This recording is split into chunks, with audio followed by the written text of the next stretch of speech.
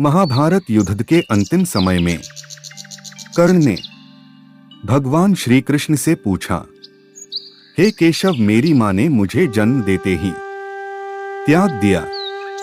क्या ये मेरा अपराध था कि मेरा जन्म एक अवैध बच्चे के रूप में हुआ था? द्रोणाचार्य ने मुझे शिक्षा देने से मना कर दिया क्योंकि वो मुझे क्षत्रिय नहीं मानते थे। मुझे द्रोणाचार्य से शिक्षा नहीं मिली क्योंकि मुझे क्षत्रिय नहीं माना गया। क्या यह मेरा दोष था?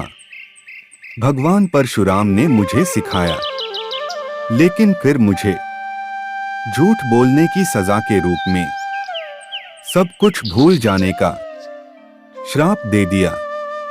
लेकिन मुझे उस समय भी पता नहीं था कि मैं एक क्षत्रिय हूं। एक गाय गलती से मेरे तीर का निशाना बन गई थी और उस गाय के पालनहारे ने मुझे बिना किसी दोष के श्राप दे दिया। मुझे द्रौपदी के स्वयंवर में अपमानित होना पड़ा। यहां तक कि मेरी माता कुंती ने भी अपने बाकी बेटों को बचाने के लिए ही आखिरकार मुझसे सच कहा। मुझे जो कुछ भी मिला वह दुर्योधन के दान के माध्यम से मिला था, तो मैं उसका पक्ष लेने में कैसे गलत हूं? कर्ण की बात सुनकर भगवान श्री कृष्ण ने कहा, कर्ण, मैं एक कारागार में पैदा हुआ था। मृत्यु मेरे जन्म से पहले ही मेरी प्रतीक्षा कर रही थी। जिस रात मेरा जन्म हुआ था, मैं अपने जन्म देने वाले माता पिता से अलग हो गया था। बचपन से ही आप तलवारों, रथों, घोड़ों, धनुष और तीरों का शोर सुनकर बड़े हुए थे, लेकिन मुझे चलने से पहले ही गाय के झुंड, गोबर मिले। मेरी हत्या करने के कई सारे प्रयास किए गए। मैं लोगों को यह कहते हुए सुन सकता था कि मैं उनकी सभी समस्याओं का कारण हूं।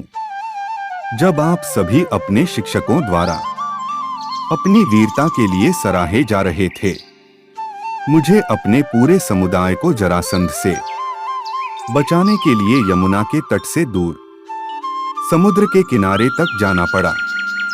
मुझे भाग जाने के लिए रणछोड़ कहा गया, और अगर दुर्योधन युद्ध जीतता है तो आपको बहुत सारा श्रेय मिलेगा।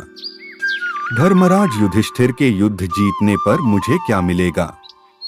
केवल और केवल युद्ध और सभी संबंधित समस्याओं का दोष। एक बात याद रखना कर्ण, हर किसी के जीवन में अपनी चुनौतियां होती हैं। किसी का जीवन गुलाब के फूलों से सजा नहीं होता है। दुर्योधन के जीवन में भी चुनौतियां थी और युधिष्ठिर के जीवन में भी, लेकिन जो धर्म के अनुसार चलता है वही सही है। कोई फर्क नहीं पड़ता कि हमें कितनी अनुचितता मिली, हमें कितनी बार अपमानित किया गया, कितनी बार हमें नकार दिया गया, कितनी बार हमारे अधिकारों से हमें वंचित किया गया।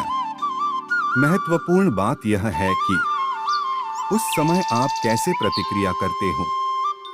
जीवन की सच्चाई आपको गलत रास्ते पर चलने का अधिकार नहीं देती है।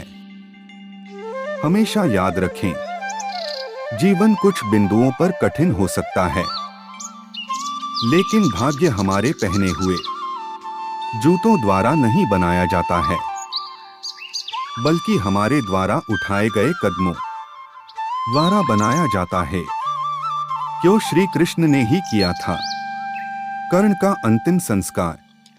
कर्ण एक ऐसा पात्र था महाभारत में जो सूर्यदेव पुत्र होने के बावजूद भी सामाजिक प्रताड़ना का सामना करना पड़ा और उसको समाज में अस्वीकार किया गया। कर्ण एक महान योद्धा और दानवीर राजा था, लेकिन कर्ण ने कुरुक्षेत्र में अपने भाइयों पांडवों को छोड़कर कौरवों का साथ दिया था। कौरवों का साथ देने के बावजूद ऐसा क्या हुआ होगा जिसके कारण श्री कृष्ण कर्ण का अंतिम संस्कार करना पड़ा होगा? तो आइए जानते हैं। श्री कृष्ण ने कर्ण का अंतिम संस्कार क्यों किया? कुंती और सूर्यदेव का पुत्र था कर्ण। कुंती ने कर्ण को अविवाहित होते हुए जन्म दिया था। एक रथ सारथी ने कर्ण का पालन किया था, जिसके कारण कर्ण को सूत पुत्र कहा जाता था।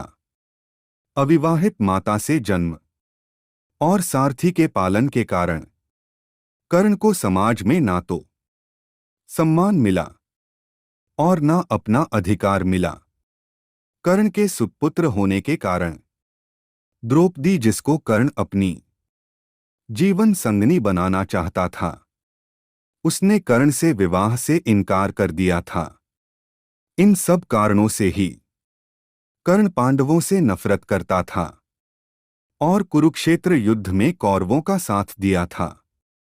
एक दानवीर राजा होने के कारण भगवान कृष्ण ने कर्ण के अंतिम समय में उसकी परीक्षा ली और कर्ण से दान मांगा। तब कर्ण ने दान में अपने सोने के दांत तोड़कर भगवान कृष्ण को अर्पण कर दिए।